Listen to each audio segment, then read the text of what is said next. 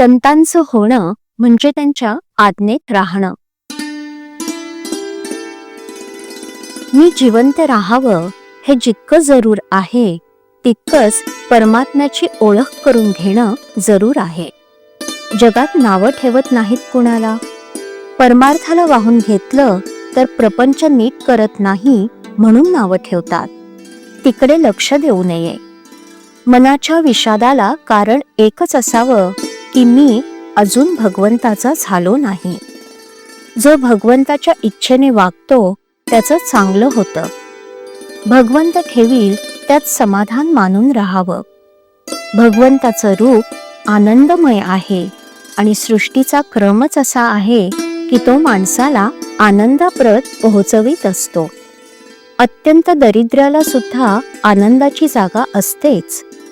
आनंदाशिवाय मनुष्य जगणं सुद्धा शक्य नाही. मी मुळात आनंदरूप असताना मग दुःखाचं गाडं कुठून आलं? मला दुःख होतं ते माझं कुठंतरी चुकतं म्हणून. मी चुकलो का बरोबर ही शंका सुद्धा मुक्ताला येत नाही, कारण तो आणि देव एकच असतात. बद्धाला ही शंका येत नाही, कारण तो देव जाणतच नाही. सर्व काही मी करतो आणि देव नाहीच म्हणून म्हणतो. मुमुक्षाला मात्र ही तळमळ लागते. जेव्हा ही तळमळ तीव्र असते तेव्हा संतांची भेट होते. काही पूर्वीचा ठेवा असल्याशिवाय अशी तळमळ लागणार नाही. आपण संतांचं होऊन राहावं, त्यांचे झालो म्हणजे त्यांच्याशिवाय आपल्याला कोणी नाही असं वाटलं पाहिजे. संतांचं होणं म्हणजे त्यांच्या आज्ञेत वागणं. ते सांगतील तसं करावं, ते वागतील तसं नाही वागू. सत्याची संगत धरली म्हणजे सत्संगती मिळते. कशाचीही आसक्ती न धरता जगात वागणं हेच मुक्तांचं लक्षण.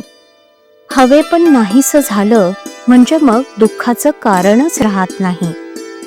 जिथे तुम्ही राहता तिथे सद्गुरू आहेतच असं तुम्हाला वाटतं आणि समाधान होतं.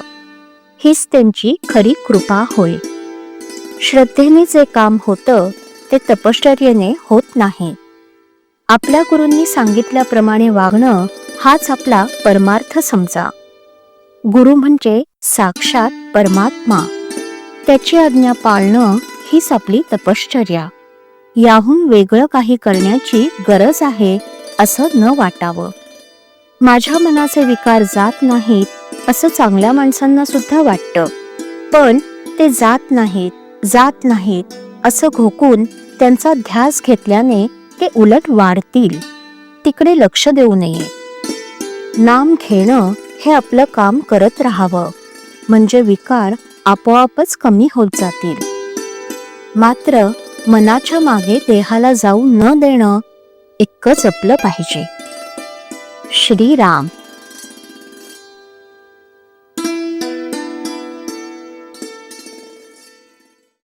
श्रीराम जय राम जय जय राम.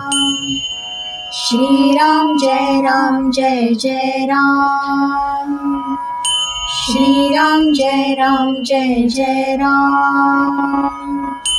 श्रीराम जय राम जय जय राम.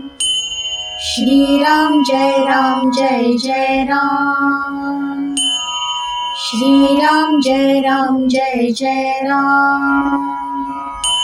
श्रीराम जय राम जय जय राम. श्रीराम जय राम जय जय राम. श्रीराम जय राम जय जय राम.